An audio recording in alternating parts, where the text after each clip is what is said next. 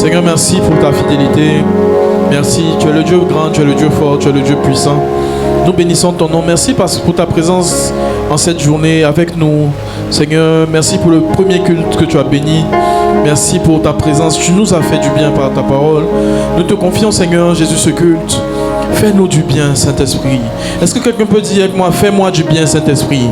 Fais-moi du bien, Saint-Esprit. Dis-lui, fais-moi du bien, Saint-Esprit. Fais-moi du bien, Saint-Esprit. Par ta parole. Et par ta présence. Au nom de Jésus. Et on peut acclamer le Seigneur.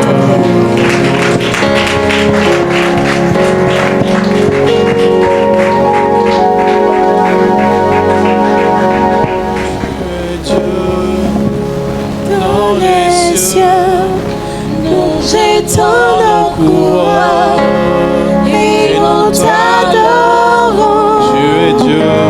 Tu es Dieu. Dans les cieux, nous jetons nos couronnes et nous t'adorons. Tu es assis. Tu es assis sur ton trône. Nous jetons nos couronnes et nous t'adorons. Tu es Dieu. Tu es Dieu. Dans les cieux, nous jetons nos couronnes et nous t'adorons. Papa, tu es assis. Tu es assis sur ton trône. Nous jetons nos couronnes et nous adorons. Tu es Dieu, tu es Dieu, tu es Dieu. Oui, tu es Dieu, tu es Dieu, tu es Dieu. Disons-le, tu es Dieu. Tu es Dieu, tu es Dieu, tu es Dieu. Oui, tu es Dieu. Tu es Dieu, tu es Dieu, tu es Dieu. Oui, tu es Dieu. Tu es Dieu, tu es Dieu, tu es Dieu. Nous jetons nos couronnes. Tu es Dieu, tu es Dieu, tu es Dieu. Seigneur, merci pour ta présence. Merci pour ton esprit. Père, nous te rendons grâce au nom de Jésus. Et quelqu'un peut acclamer Jésus. Amen. Amen, amen. Est-ce que tu peux donner un puissant amen au Seigneur? Gloire à Dieu. Amen. Qui était à Impact Jeune? Tu peux lever ta main, je veux voir un peu. Gloire à Dieu. C'était bien, non? C'était pas mal. C'était bien. On rend grâce au Seigneur. Amen. On va se lever, on va prier. On va prier. On va remercier Jésus pour tout ce qu'il a fait à Impact Jeune. On va remercier Jésus pour toutes les âmes qui sont venues. On va le remercier. On va lui dire, nous savons que ce n'est pas par nos propres forces que nous avons pu réaliser ce programme, mais c'est par sa grâce. Quelqu'un peut dire avec moi, c'est par sa grâce. C'est pas par nos propres forces que nous avons pu et nous pouvons faire venir des âmes ici, mais c'est par sa grâce. Dis-le, c'est par sa grâce. Dis Seigneur, c'est par ta grâce. Et que toute la gloire lui revienne. Pour tout ce qui va se faire dans cette église, pour cette expansion, que la gloire lui revienne. Pour la multiplication des grâces. Oui, les grâces, c'est d'abord les âmes, c'est d'abord les personnes eux-mêmes qui sont des porteurs de grâce. C'est sa grâce. Oui, c'est sa grâce. Prie le Seigneur, dis merci Jésus. Dis merci à Jésus. Dis merci à Jésus pour tout ce qui a été fait à Impact Jeune. Merci à Jésus pour les artistes. Merci à Jésus pour les âmes qui sont venues. Merci à Jésus pour tout ce qui s'est passé. Merci à Jésus pour la provision, pour la logistique, pour le matériel, pour tout cet argent qui a été déployé pour ce programme. Dis merci au Seigneur. Seigneur, nous te remercions. Dis merci à Jésus pour les âmes qui ont décidé de l'accepter comme Seigneur et Sauveur. Dis merci à Jésus pour les guérisons. Merci à Jésus pour les délivrances. C'est lui qui l'a fait. C'est lui qui l'a fait. Seigneur, nous te remercions. Jésus, nous te bénissons. Oui, Seigneur, ta grâce nous a trouvés tels que nous sommes, dans nos faiblesses, dans nos imperfections. Seigneur Jésus, nous sommes en train de perfectionner ton œuvre progressivement, mais tu nous as fait grâce. Merci pour le prochain programme d'Impact Jeune à Bata. Seigneur, que tu vas encore bénir, que tu vas encore multiplier, Seigneur Jésus, que ta grâce continue d'agir. Pour toi, belle de prix. Majesté.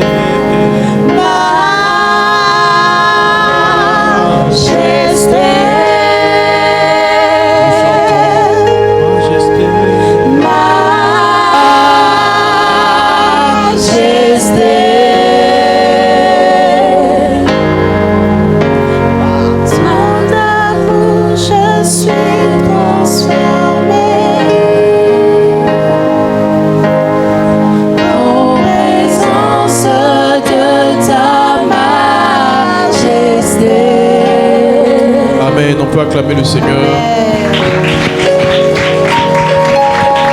Gloire à Dieu. On peut se rasseoir dans la présence de Dieu. Amen. Amen. Nous sommes encore bénis ce matin. Le Saint-Esprit est là au milieu de nous et il nous fera du bien. Alors nous sommes toujours dans la série d'enseignements sur l'assiduité et la ponctualité.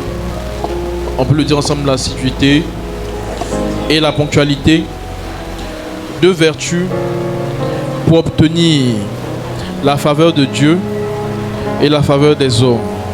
On peut le dire encore, l'assiduité et la ponctualité, deux vertus pour obtenir la faveur de Dieu et la faveur des hommes. Amen. Tu peux maintenant acclamer pour toi-même.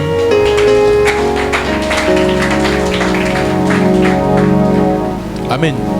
Alors nous avons dit que pour obtenir la faveur de Dieu, pour obtenir les bénédictions de Dieu, nous devons d'abord rechercher la maturité. Amen. Quelqu'un peut dire avec moi la maturité? Nous devons d'abord rechercher la maturité. C'est la maturité qui permet à Dieu de déployer pleinement les bénédictions et les grâces qu'il nous réserve. Amen. Lorsque la Bible dit que c'est la bénédiction de l'Éternel qui enrichit et elle n'est suivie d'aucun chagrin. Dis avec moi, elle n'est suivie d'aucun chagrin. La bénédiction de l'Éternel qui ne l'est suivie d'aucun chagrin, c'est la bénédiction qui vient rencontrer la maturité. La bénédiction de l'Éternel peut te visiter, mon frère. La bénédiction de l'Éternel peut te visiter, ma soeur. Si tu lui demandes avec insistance, il va te donner.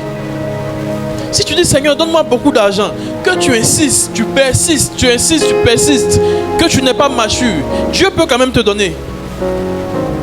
Si tu dis, Seigneur, donne-moi un mari, donne-moi une femme, Dieu peut te donner si tu insistes, même si tu n'es pas mature. C'est un bon papa. Dis avec moi, Dieu est un bon père. Donc parce qu'il est un bon père, à un moment donné, comme tu insistes trop, il va te donner. Mais sauf que si cette bénédiction vient rencontrer la maturité, elle sera suivie de... Plutôt, vient rencontrer l'immaturité, elle sera suivie de chagrin. En fait, la bénédiction de l'Éternel qui rencontre l'immaturité est suivie de chagrin. Par contre, la bénédiction de l'Éternel qui vient rencontrer la maturité n'est suivie d'aucun chagrin. C'est pourquoi plusieurs personnes se sont demandé, mais c'est Dieu qui m'avait dit de rentrer dedans. Pourquoi je rentre dedans et puis à la fin il y a chagrin? Est-ce qu'on est ensemble? C'est Dieu qui m'avait dit de commencer ce commerce-là. Pourquoi je rentre dedans et puis tout s'est gâté? Parce que dans ce commerce-là, tu n'as pas recherché la maturité. Rechercher la maturité dans ton commerce, c'est t'approcher des gens qui ont déjà fait le même commerce que toi. C'est t'approcher des gens qui font ce commerce depuis des années et puis apprendre auprès d'eux, leur poser des questions afin que ce par quoi ils sont passés, qui les a ralentis, là où ils ont échoué, toi tu puisses anticiper et puis déjouer ce qui les a fait échouer pour gagner en temps. Amen. La maturité vient lorsqu'on se rapproche de ceux qui sont comme des devanciers pour nous dans un domaine. Donc quand le commerce là, tu es rentré dedans et puis tu as échoué, tout s'est gâté là, c'est que tu n'avais pas la maturité pour ça. La maturité pour ça, c'est avoir un certain niveau de connaissance sur la chose. La maturité pour ça, c'est avoir aussi un niveau de pratique de la chose. Mais souvent, là, toi, tu es nouveau dedans. Donc, c'est mieux de t'approcher de la personne qui fait ça depuis longtemps et puis de comprendre rapidement pour gagner un temps. Amen. Mais quand tu n'as pas la maturité, ça va se gâter. Plusieurs personnes se sont demandé, mais celle-là, Dieu m'avait dit que c'était ma femme. Celui-là, Dieu m'avait dit que c'était lui. Mais on est rentré dans la relation, mais ça s'est gâté. Mais ça s'est gâté pourquoi? Si c'était vraiment Dieu, parce qu'il y a des cas où ce n'était pas Dieu qui t'avait dit. Amen. Là, j'ai entendu parler d'un cas précis. Le cas où c'était vraiment Dieu qui l'avait envoyé dans ta vie. C'était vraiment Dieu, mais sauf que tu as trop insisté et vous avez commencé avant le temps. Commencer avant le temps, c'est quoi? C'est commencer sans être mature, sans être prêt. Et quand vous avez commencé sans être prêt, malgré que c'est la bonne personne, en fait, la bénédiction de l'Éternel est venue rencontrer l'immaturité. Et quand la bénédiction de l'Éternel rencontre l'immaturité, c'est suivi de chagrin. La bénédiction de l'Éternel qui enrichit là, c'est la bénédiction de l'Éternel qui rencontre la maturité. La maturité amplifie la bénédiction. Quand on dit la bénédiction de l'Éternel qui enrichit, ça veut dire que ta joie sera parfaite, les choses vont s'amplifier, ton bonheur sera parfait. Amen. Dis avec moi la bénédiction de l'Éternel qui enrichit. Amen. Donc quand la bénédiction de l'Éternel vient croiser la maturité, elle s'amplifie. La joie s'augmente. La chose t'apporte beaucoup plus de paix, beaucoup plus de joie. Amen. Et elle n'est pas suivie de chagrin. Mais quand la bénédiction de l'Éternel vient rencontrer l'immaturité, elle ne va pas t'enrichir et elle sera suivie de chagrin. Est-ce qu'on est ensemble? Est-ce qu'on est ensemble? Est-ce que tu reçois quelque chose ce matin? Donc, il ne faut pas demander la bénédiction de l'Éternel sans demander la maturité. Parce que si la bénédiction vient croiser l'immaturité, elle est venue. Elle est venue. Vous savez, il y a un temps pour tout, il y a des saisons pour tout. Quand ta saison pour une chose vient, et que dans la saison là, tu demandes la chose, même si tu n'es pas encore mature, Dieu peut te donner. Mais sauf que si c'est venu dans une période où tu n'es pas encore mature pour ça, à la fin, ce sera suivi de chagrin. Donc la maturité t'éloigne du chagrin. La maturité t'éloigne de l'échec. La maturité t'empêche de tomber dans certaines formes d'échec. Donc par ça, vous pouvez comprendre que le plus important, ce n'est pas de demander la bénédiction de l'Éternel, mais le plus important, c'est de chercher la maturité rattachée à la bénédiction de l'Éternel. Amen. C'est de chercher la maturité rattachée à la bénédiction de l'Éternel. Quelqu'un peut me donner un puissant amen? Dis Seigneur, délivre-moi de toute forme d'immaturité au nom de Jésus. Amen. Je vous ai dit, pour gagner en maturité, il y a 3 temples. Il y a le premier temple ou le premier environnement. On peut remplacer le mot temple par environnement. Le premier environnement pour gagner en maturité, c'est la maison de Dieu. Plutôt, c'est l'intimité avec Dieu. Le premier environnement, c'est l'intimité avec Dieu. Tu peux dire avec moi l'intimité avec Dieu? Le deuxième, c'est la maison de Dieu. Tu peux dire avec moi la maison de Dieu. Et le troisième, c'est le monde séculier ou la vie active. Dis avec moi le monde séculier, la vie active. Et dans ces 3 temples-là, ou dans ces 3 environnements-là, nous devons chercher la maturité. Et c'est la maturité qui va nous faire évoluer et saisir chaque bénédiction que Dieu a pour nous dans ces environnements. En fait, la Bible nous dit que nous sommes bénis de toutes sortes de bénédictions, mais où ça? Dans les lieux célestes. C'est-à-dire toutes les bénédictions là, sont d'abord spirituelles. Maintenant, les bénédictions doivent se manifester dans ta vie. Mais ces bénédictions-là descendent dans ce qu'on appelle des pistes d'atterrissage. Donc à l'aéroport, il y a des pistes d'atterrissage. L'avion ne peut pas atterrir si la piste d'atterrissage n'a pas été préparée. Amen. Donc il y aura une communication entre le pilote et puis la tour de contrôle. Est-ce qu'on peut atterrir? Et puis la tour de contrôle va dire oui, vous pouvez atterrir. Amen. Les bénédictions de Dieu peuvent atterrir dans ta vie. Quand Dieu voit la maturité, il dit oui, ça peut venir. Mais si tu insistes dans ton immaturité, ça va atterrir, mais il y aura crash. Vous avez déjà vu des atterrissages en crash où l'avion atterrit, mais ça explose. C'est comme ça, quand la bénédiction vient rencontrer l'immaturité, ça se gâte. Est-ce qu'on est ensemble? Amen. Donc dans ces différents environnements, nous devons chercher la maturité. Mais pour obtenir la maturité dans ces environnements-là, il faut être assidu. Dis avec moi, assidu. L'assiduité, c'est quoi? C'est être présent régulièrement et constamment dans un domaine ou dans un endroit donné. Quand tu commences à être assidu dans un environnement là où Dieu te veut, tu vas commencer à télécharger la maturité rattachée à cet environnement. Et quand tu reçois la maturité rattachée à cet environnement, tu vas commencer à recevoir l'ensemble des bénédictions rattachées aussi à cet environnement. Dans chaque environnement dans lequel Dieu te veut, il y a un ensemble de bénédictions que Dieu a déjà réservé pour toi là-bas. Dis avec moi là-bas. Amen. Donc si Dieu te dit je t'attends dans l'intimité, il y a un ensemble de grâces, un ensemble de bénédictions qui est là pour toi dans l'intimité. Donc ça fait qu'il y a des choses que tu vas demander à Dieu. Si ces choses-là sont censées t'attendre dans l'intimité, tu ne vas jamais les obtenir tant que tu es en train de faire autre chose. Tu peux dire, mais Seigneur, je travaille, mais pourquoi mon salaire n'augmente pas? Souvent, l'augmentation de ton salaire ne dépend pas seulement du fait que tu travailles, mais dépend du fait que tu sois intime à Dieu.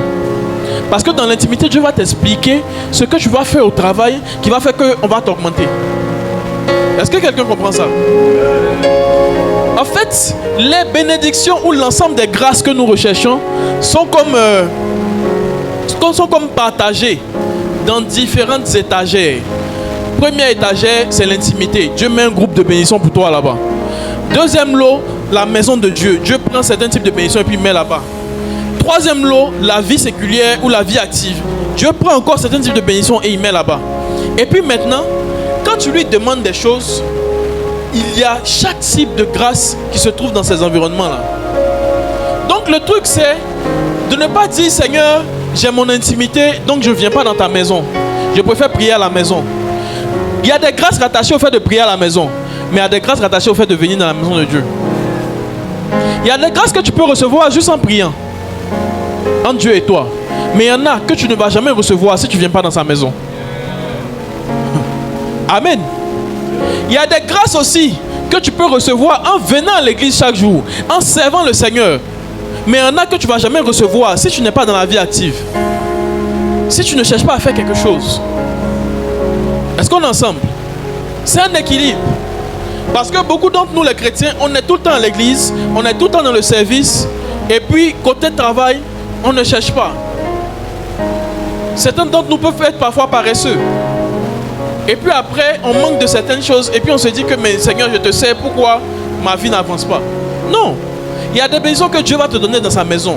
Mais il y en a d'autres qu'il va te donner si tu commences à faire quelque chose. Amen. L'Éternel nous dit, il dit, je bénirai l'œuvre de tes mains. Dis avec moi, il bénira l'œuvre de mes mains. Dis-le encore, il bénira l'œuvre de mes mains. Dis Seigneur, bénis l'œuvre de mes mains. Deutéronome chapitre 2 verset 7. Deutéronome chapitre 2 verset 7. La com, Deutéronome chapitre 2 verset 7. La Bible dit, car l'Éternel, dis avec moi, car l'Éternel, ton Dieu, t'a béni dans tout le travail de tes mains. Il a connu ta marche dans ce grand désert.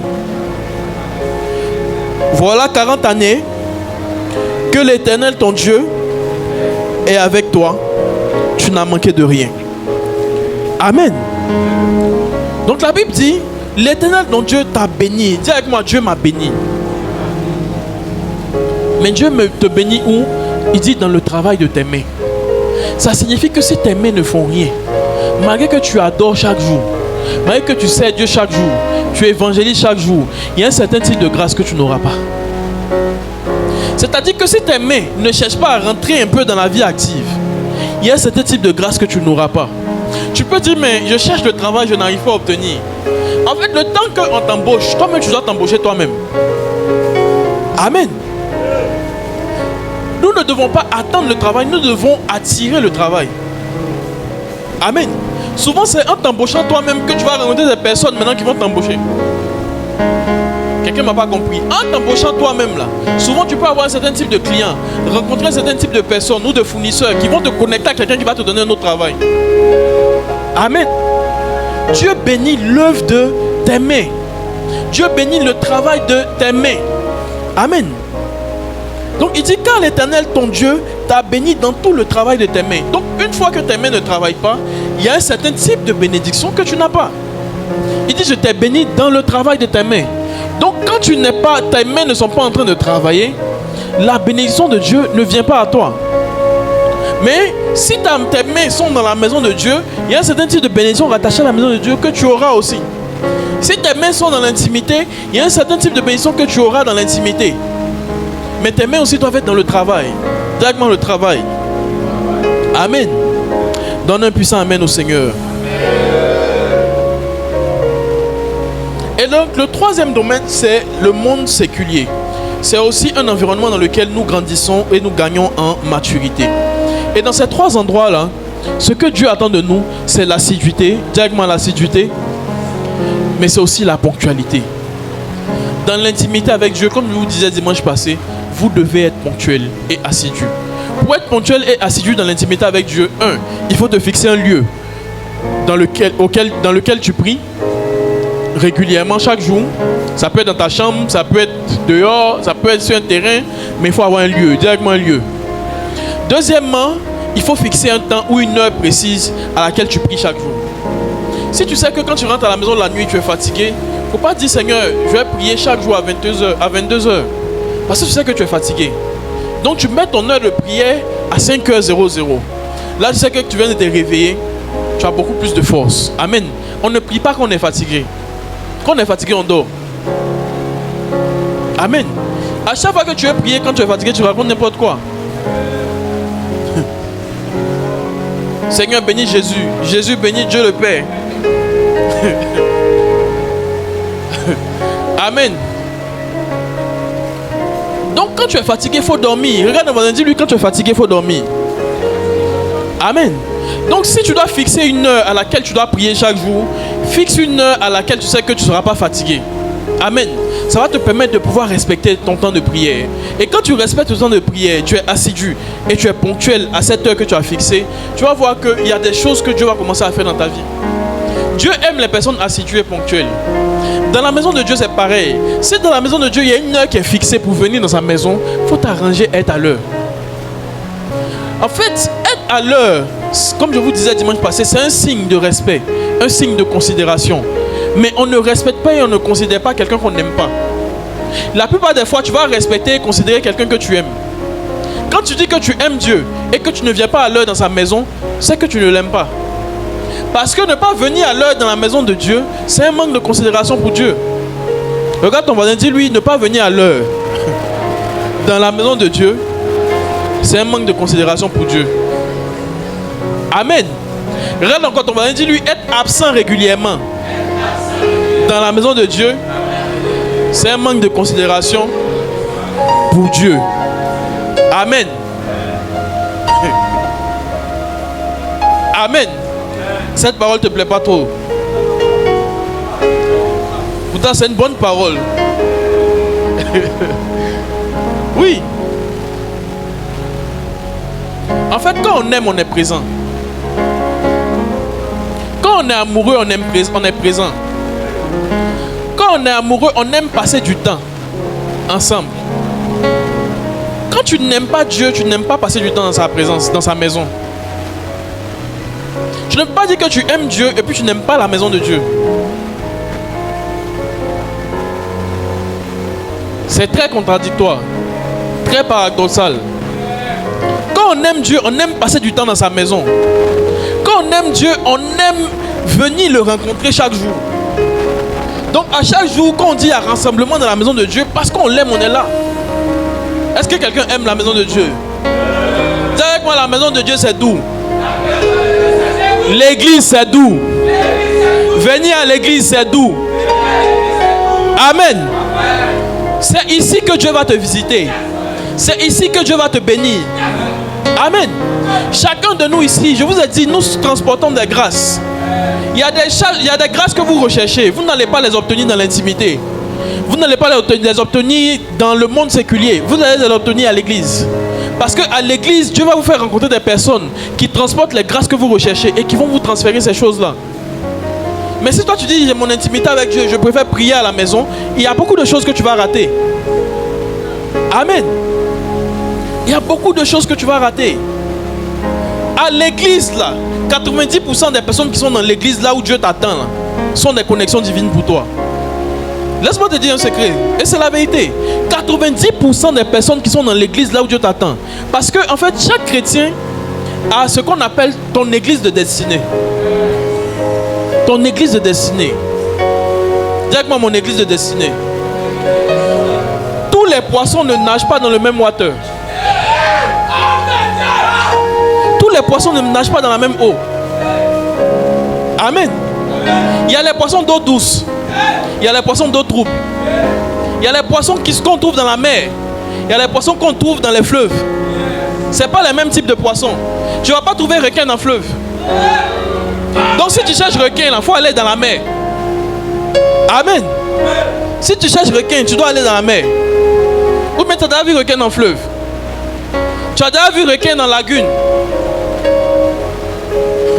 Chaque poisson a l'eau dans laquelle il doit nager. C'est comme ça que chaque enfant de Dieu a l'église dans laquelle Dieu l'attend.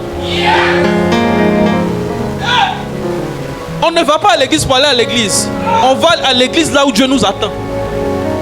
L'église c'est un rencard avec Dieu. Mais quand quelqu'un te donne un rencard, il te donne un rencard d'un lieu précis. Il y a beaucoup de restaurants à Abidjan. Si je te dis on a rendez-vous demain à 10h30 au restaurant, tu vas me dire quel restaurant? Donc quand tu dis je vais à l'église, ou même tu dis Seigneur je veux aller à l'église, le Seigneur doit te dire voici l'église où je t'attends. Il y a beaucoup d'églises. Il y a beaucoup de restaurants. Si je te dis demain on se retrouve au restaurant, nous deux on est à Abidjan, et te dis on se retrouve au restaurant demain à 10h30, tu vas manger même. Tu vas manger tout ce que tu veux manger. Même si ça va être 200 000, il est payé, tu vas manger. Mais la question que tu vas me poser c'est quoi? On se retrouve dans quel restaurant? Amen. On se retrouve dans quel restaurant? Il y a un restaurant où tu dois manger la parole de Dieu. Tu ne dois pas manger dans tous les restaurants. Il y en a qui mangent dans tous les restaurants. C'est pourquoi ils ont des diarrhées spirituelles. La diarrhée spirituelle, je vais te dire, ceux qui ont la diarrhée spirituelle, je vais t'expliquer des signes, les symptômes. Chaque maladie a des symptômes.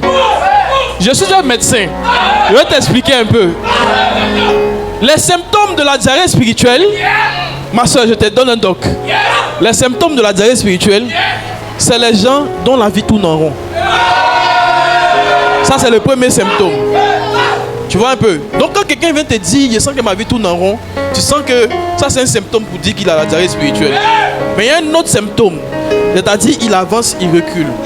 Esprit de non-accomplissement, il avance, il recule. Sa vie avance un peu, ça recule un peu. Après ça avance un peu, ça recule un peu. Il y a un troisième symptôme, il ne sait pas où il va. Il ne sait pas où il va. Il ne sait pas trop le potentiel que Dieu a mis en lui. Il ne sait pas trop où il va.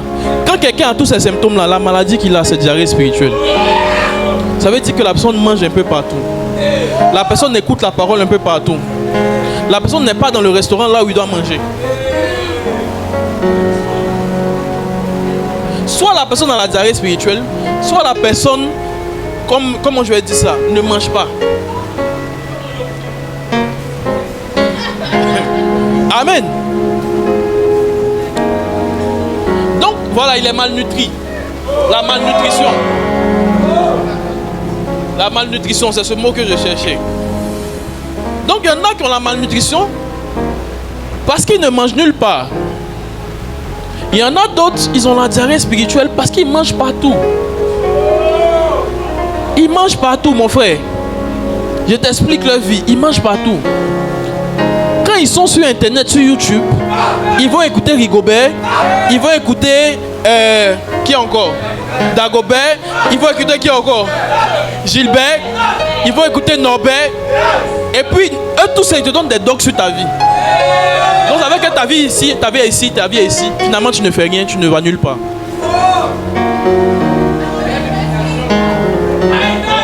fais rien et tu ne vas nulle part. Et si tu ne fais rien, tu ne vas nulle part, tu ne deviendras rien. On devient lorsqu'on demeure quelque part. C'est demeurer qui nous fait devenir. On ne devient pas sans demeurer. On devient parce qu'on demeure. Tu deviendras médecin parce que tu vas demeurer jusqu'à la 7e année, jusqu'à devenir médecin. Si elle ne demeure pas, elle ne va pas devenir. À chaque fois que Dieu vous place dans un lieu et que vous ne demeurez pas, vous n'allez jamais devenir. Les absents ne deviennent jamais. Les absents, leur vie avance, ça recule, ça avance, ça recule. Mais alors ça tourne en rond, ça tourne en rond, ça tourne en rond.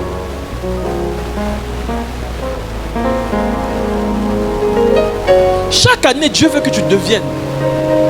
Quand une année commence, Dieu veut que tu deviennes. Ça veut dire que Dieu t'attend à un niveau. Mais quand tu n'es pas arrivé à ce niveau, c'est que tu n'as pas demeuré dans les différents environnements là où Dieu voulait que tu demeures.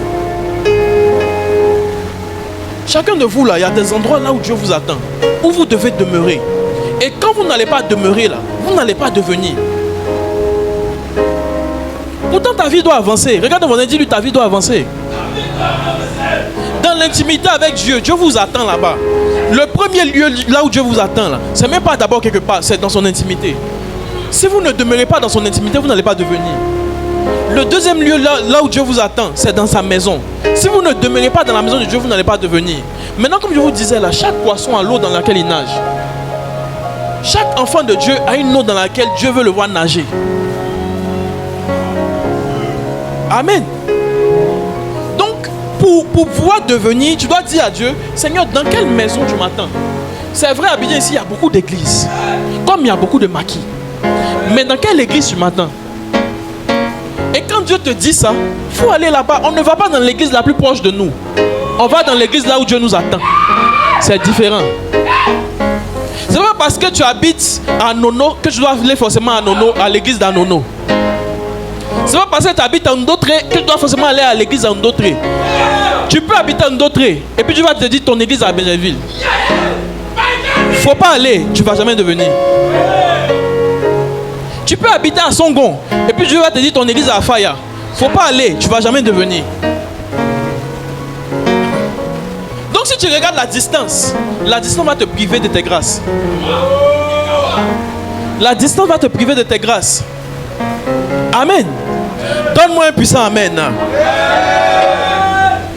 La distance va te priver de tes grâces. Et puis je vais te dire un autre doc. C'est que quand tu vas là, sache que tu vas pour Dieu, tu ne vas pas pour quelqu'un. Tu ne vas pas pour quelqu'un. C'est pas quelqu'un qui te donne rendez-vous dans la maison de Dieu. C'est Dieu lui-même qui te donne rendez-vous dans sa maison à lui. Amen. Donc quand tu viens là, sois là pour Dieu. Et quand tu viens, ne viens pas d'abord en cherchant ton propre intérêt. Quand tu viens en cherchant ton propre intérêt, c'est-à-dire tu as besoin d'argent, donc tu viens à l'église pour l'argent. Tu as besoin de mariage, donc tu viens à l'église pour le mariage. C'est pas de l'amour. La Bible dit l'amour, le vrai amour, ne cherche pas son propre intérêt. Vous devez venir dans la maison de Dieu parce que vous aimez Dieu. Vous devez venir dans l'intimité avec Dieu parce que vous aimez Dieu. Vous devez même travailler dans le monde séculier parce que vous aimez Dieu. Pas parce que vous aimez un salaire. Oui. Dieu veut que les dons qu'il a mis en vous puissent être utiles pour des personnes dans le monde séculier. Amen. Donc parce que vous l'aimez, vous devez faire sa volonté en rendant vos dons utiles aux autres. C'est tout. On ne cherche pas à travailler pour le salaire. On cherche à travailler pour que nos dons soient des bénédictions pour les autres. Quand tu travailles pour le salaire, ton travail ne sera pas une bénédiction.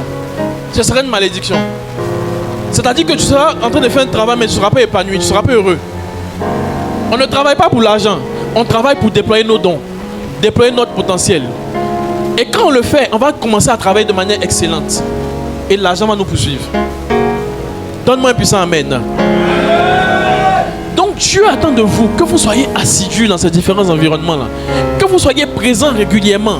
Parce que c'est en étant présent régulièrement que vous allez devenir. Jésus a dit aux disciples, il les a vus, ils étaient en train de pêcher des poissons. Il dit suivez-moi, je ferai de vous des pêcheurs d'hommes. Dites-moi, je ferai de vous des pêcheurs d'hommes. Donc ils étaient pêcheurs de poissons. Mais il dit, je vais faire d'eux des pêcheurs d'hommes. C'est-à-dire qu'en me suivant, vous allez devenir des pêcheurs d'hommes.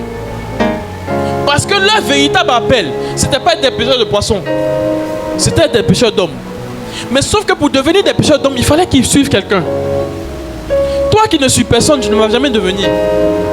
On devient en suivant quelqu'un. Dans tous les domaines. Dans tous les domaines de vos vies, vous allez devenir parce que vous suivez quelqu'un. Vous suivez un devancier dans un domaine. Vous suivez un modèle dans un domaine. Mais ce devancier ou ce modèle-là, ça doit être Dieu qui vous a conduit vers cette personne. On ne devient pas seul. Le cavalier solitaire, tu veux tout faire seul. Tu es intelligent que tout le monde. Tu peux tout faire seul par toi-même. Tu ne pourras pas y arriver. Chacun de nous a toujours besoin d'une aide. Quand la Bible dit il n'est pas bon que l'homme soit seul, c'est pas seulement dans le cadre du mariage. Il n'est pas bon que l'homme soit seul, là, c'est dans tous les domaines.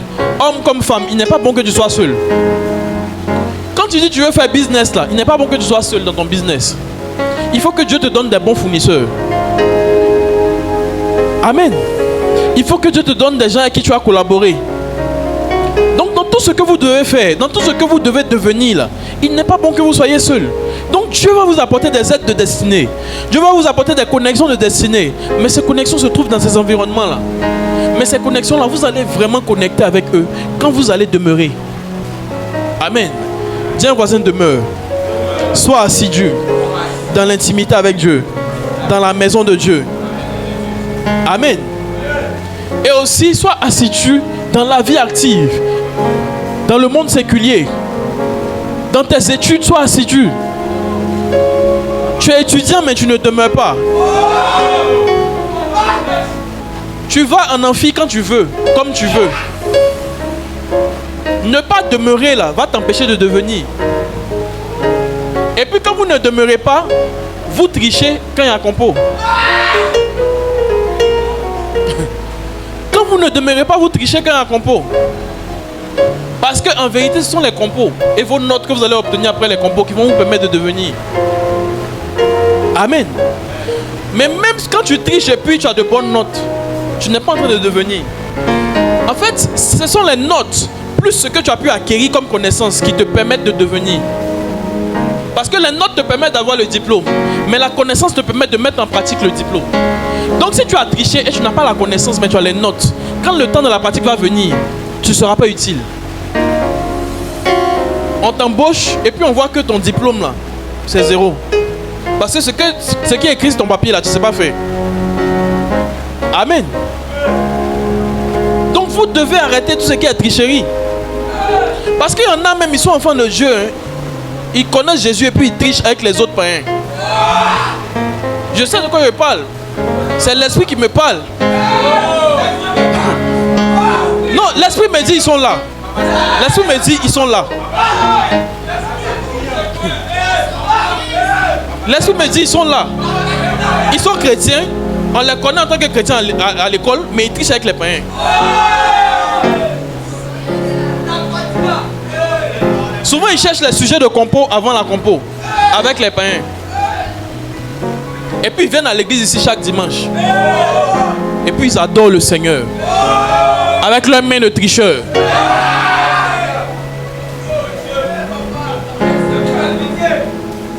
Le Seigneur même les regarde et rit. Les anges même les regardent et rient. Des grands tricheurs. Mais tu triches parce que tu ne demeures pas. Parce que si tu demeures là, tu vas bien comprendre ce qu'on dit. Mais tu viens de temps en temps à l'école. Tu vas de temps en temps. Si vous allez de temps en temps, vous n'allez jamais devenir ce que vous devez devenir.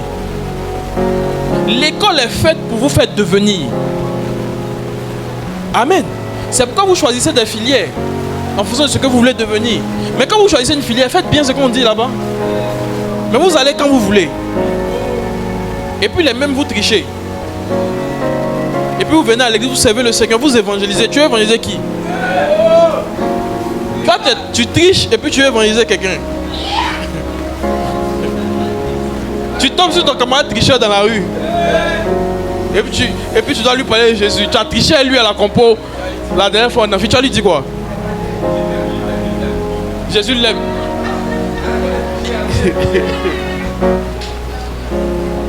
Amen. Donc pour devenir là, vous devez demeurer. Pour devenir, vous devez demeurer. Et pour devenir, vous ne devez pas seulement demeurer, vous devez être ponctuel. Parce que chaque minute que vous ratez dans un de ces environnements-là, vous ratez quelque chose qui allait vous permettre de devenir. Quand le cours doit faire 2 heures de temps et puis tu as raté 30 minutes, ce qu'on a dit en 30 minutes là, qui va t'expliquer ça? Tes voisins quoi. Mais eux ils vont t'expliquer à leur manière. Ils vont t'expliquer à leur manière. Amen. Pourtant tu devais écouter à la manière du professeur. C'est pas eux tes professeurs. Amen. Quand Dieu établit quelqu'un sur toi, c'est avec la personne que tu dois te former. Tu ne vas pas te former avec tes amis. Tu bailles les cours et puis tu viens demander à tes amis, ils ont dit quoi? Ou bien tu viens en retard. Et puis tu dis quand ils n'étaient pas encore arrivés là, qu'est-ce qu'ils ont dit? On va t'expliquer, mais à ma manière. Amen. Amen. Donc pour devenir, vous devez demeurer, mais vous devez aussi être ponctuel. Être ponctuel dans la maison de Dieu. Demeurer dans la maison de Dieu. Ça là, c'est ce que Dieu attend de vous. Être ponctuel dans l'intimité avec Dieu. Demeurer dans l'intimité, c'est ce que Dieu attend de vous. Quand vous allez faire ces choses, vous allez devenir. À l'école, vous devez être ponctuel, vous devez demeurer, vous ne devez pas vous absenter. Amen. Regarde, dis-lui, arrête de bailler les coups. Amen. Et même au travail, il y en a même, ils s'absentent au travail. Juste parce qu'ils sentent la fatigue. Aujourd'hui, je suis fatigué, je ne vais pas aller. Et puis vous cherchez les papiers et les médecins.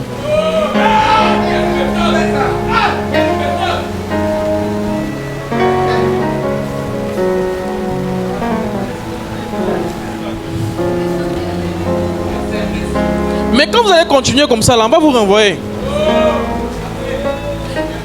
Ma prière même, c'est qu'on te renvoie. C'est-à-dire que tu n'étais pas malade et puis tu dis que tu es malade. Ma prière, on n'a qu'à te renvoyer. Il faut libérer l'entreprise des gens. Non, parce que c'est toi-même. Oui, ma prière, c'est qu'on te renvoie. Parce que si tu te mets à la place de ton patron, là, tu vas comprendre ma prière. Ça te fait rire. Mais tu vas comprendre ma prière. Si c'est ton entreprise et puis la personne s'absente, la personne manque, elle est malade. Pourtant, elle n'est pas malade. Si tu es à la place du patron, tu vas vouloir chasser la personne. Le jour où tu sais la vérité, là, tu vas vouloir prendre quelqu'un qui peut être là chaque jour. Donc pourquoi vous gâtez l'entreprise des autres? La Bible dit ce que vous semez là, vous allez aussi récolter ça quelque part. Donc si tu as semé l'absence chez les autres là, les gens seront absents chez toi aussi demain. Si tu as gâté le business des gens, les gens vont gâter ton business demain. Souvent vous prenez des malédictions inutilement. Inutilement. Amen. Regarde ton voisin, dis-lui demeure. Et sois ponctuel. On peut acclamer le Seigneur.